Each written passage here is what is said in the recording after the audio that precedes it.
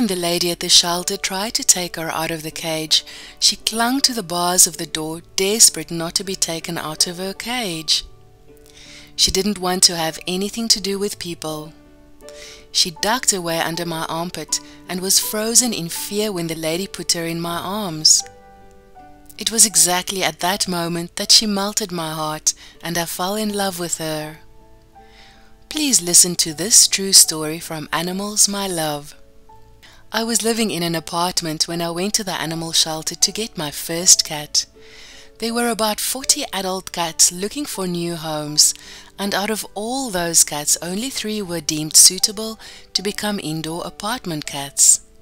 2 of these cats were very sweet, charming, and interactive.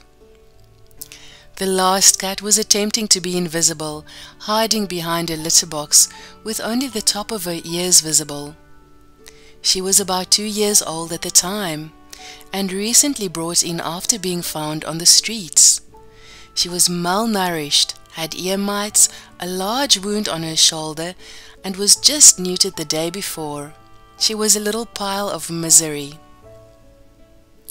When the lady at the shelter tried to take her out of the cage, she clung to the bars, desperate not to be taken out of her cage. She didn't want to have anything to do with people. She ducked away under my armpit and was frozen in fear when the lady put her in my arms. I immediately knew that she would be the one for me. I felt myself melt away. I always have a soft spot for hopeless cases. The shelter woman said that she was probably tossed out of someone's house or accidentally got lost, because she clearly did not know how to survive outside on her own. She just wanted safety, peace, and quietness. And she really didn't know how to sell herself to a new owner. I still remember the surprise and relief on the face of the shelter lady when I decided to choose this one. When we got home, she ducked into the litter box and hid there for the next 9 days. She only came out when I wasn't home or when I slept. The food was eaten sometime during the night. After 9 days, she started to appear slowly, though she stayed out of my reach. 3 weeks later, she first allowed me to pet her. I named her Flutie. She never chose me or declared me to be the one, but over time she learned to trust me, and now Flutie is practically glued to me whenever I'm home. She's about 19 years old now, and she lived her life beside me. We moved to a house with a garden where she loves hanging out in the garden and sleeping in the sun. She was there when my children got born and raised them with me. She raised a feral kitten that I adopted and became best friends with him. She loves belly rubs more than anything else in the world. She still sleeps on top of me every night. She probably won't make it another year. Dementia is getting the best of her. She is skin over bones because she often forgets to eat lately. But as long as she isn't in too much obvious pain, Flutie will stay with me for as long as she wants to. I had her checked out by the vet, blood work, x-rays, everything. She could not find anything wrong with Flutie. Flutie sleeps most of the time now, and when I put her in front of her food, she eats maybe 2 or 3 bites, drinks a few licks, and wanders off to go and resume her sleep. She doesn't really initiate eating and drinking by herself anymore.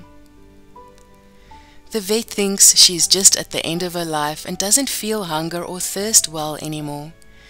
She's already getting enriched wet food from the vet since she only has 3 teeth left. Sadly, my Flutie passed away 1 month ago. I found her in the bottom of the cupboard when I returned from work.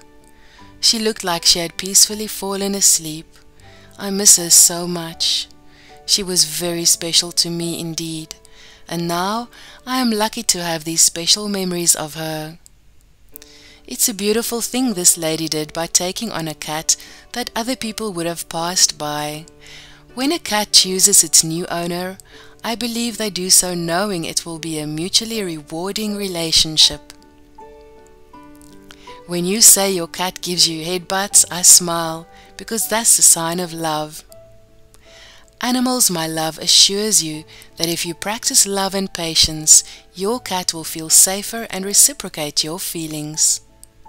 So many cats need a little push to find their safe place. When they finally learn to trust and relax, they give so much love back. All these shy and scared animals need is a little patience and kindness. Then they will show their loving self to you. Flutie needed this woman who gave her the love and care she needed. So many people would have walked away from her.